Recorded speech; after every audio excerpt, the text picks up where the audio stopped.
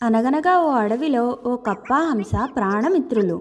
ఎటునుంచి వచ్చాడో ఓ వేటగాడు హంస మీదకు హఠాత్తుగా వల విసిరాడు.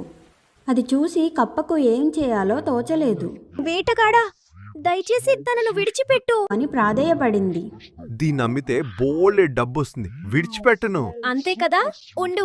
అని కప్ప వెంటనే నీట మునిగి ముత్యంతో పైకి వచ్చింది. వేటగాడు ముత్యం తీసుకుని హంసను వదిలిపెట్టాడు. ఇంటికెళ్ళాక అతను చెప్పినదంతా విన్న భార్య ఆ కప్ప దగ్గర ఇంకొన్ని ముత్యాలుండుంటాయి, వెళ్ళి అవన్నీ తెచ్చేయ్ అని చెప్పింది.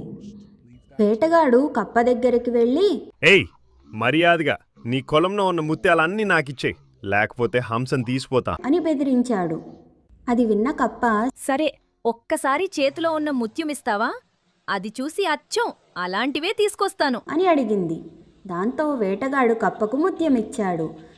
కప్ప దాన్ని తీసుకుని పారిపోయింది. పోతూ పోతూ, నా స్నేహితురాలు ఎప్పుడో దాక్కుంది, అత్యాశతో ఉన్నది కూడా పోగొట్టుకున్నావు, అనుభవించు అని అరిచింది. ఈ కథ మీకు నచ్చినట్లయితే లైక్ చేయండి. మరిన్ని కథల కోసం మిస్ లియోనా ఛానల్ని సబ్స్క్రైబ్ చేసుకోండి. సరేనా?